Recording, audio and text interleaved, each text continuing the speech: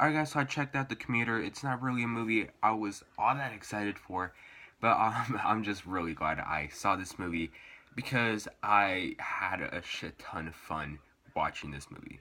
So in The Commuter, we have Liam Neeson, who, his character, he owes a lot of money to the bank and he also loses his job. So on his way back from work, he is on a commuter train. He's a regular on the commuter. He goes there every day to get to his job.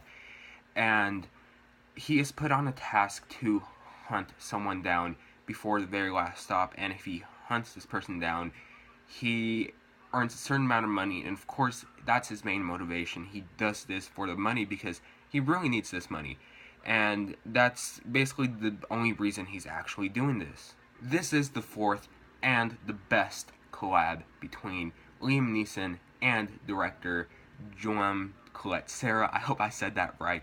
And um, they made Unknown. I haven't seen Unknown, but I do plan to, especially after this movie. I did see Run All Night, which I think is a okay film, and Nonstop, which I really think is a very enjoyable film, and now The Commuter, which I think is the best out of the three movies that I saw from Liam Neeson and this director.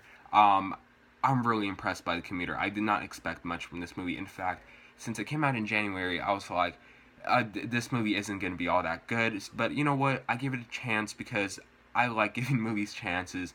Plus, I have Movie Pass, so it's not really a big deal. But I'm really glad I saw The Commuter.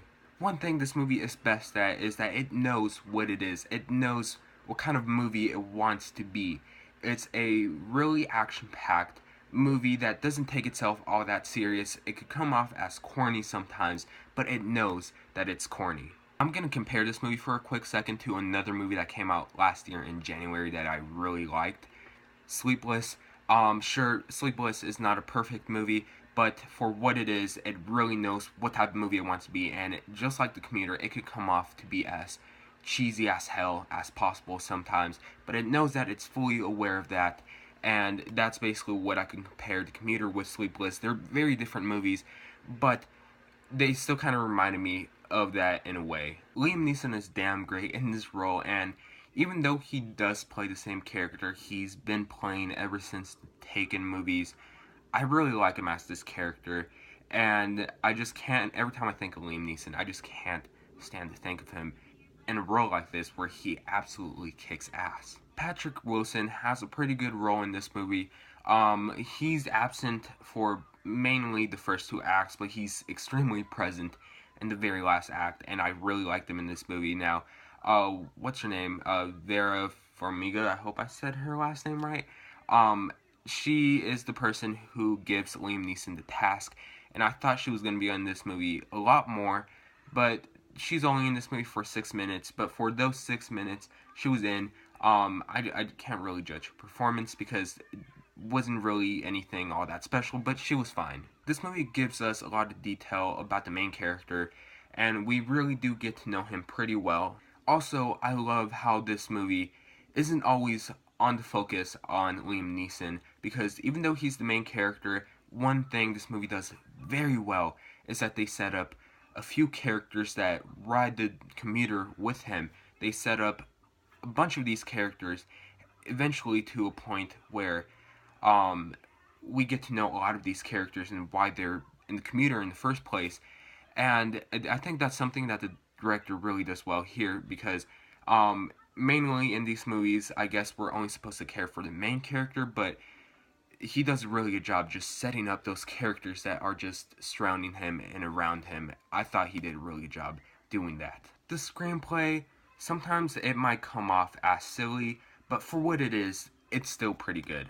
The action is great and very entertaining, in particular, one scene where Liam Neeson is fighting this guy with a guitar on the commuter train, and they basically make it look like it's all, they took that scene all in one shot. Now, you know damn well that all that 3-minute sequence wasn't made in one shot. They just edited to make it look like it was one shot, but that scene was so good. Definitely the best scene in the movie, and yeah, the action is great. I think that the setup to the climax is pretty good, and I found the climax to be very unpredictable and I was very surprised. Um, and the same goes for this movie. I was very surprised with this movie. I didn't really expect to like this movie all that much, but I'm just gonna say it as it is. I really like The Commuter, and I think it's a pretty good movie. Much better than I ever anticipated, that's for sure. And I think that The Commuter is definitely a full price worthy movie, and I'm gonna give The Commuter a B plus. For a January flick, not so bad. Off to a pretty good start so far. The Commuter, I really hope that Liam Neeson and John Colette Sarah, they do more collabs, because I really like them as a pair. Because not only is Joy Colette Sarah a good director, but Liam Neeson, he's a good actor for the type of movies that he directs. So I really hope that there's more movies between the two of them, because one thing that is definitely true, and this is a fact, the movies that they do together, they're entertaining as shit, and that's for sure. But anyways, The Commuter, have you guys seen it? If you guys seen it, what did you guys think about it? Tell me in the comment section down below. Also, January not off to a bad start so far. We'll just have to see all the other movies that are coming out. But anyways, thanks so much for watching. Please like and subscribe, and I'll see you guys later. Bye.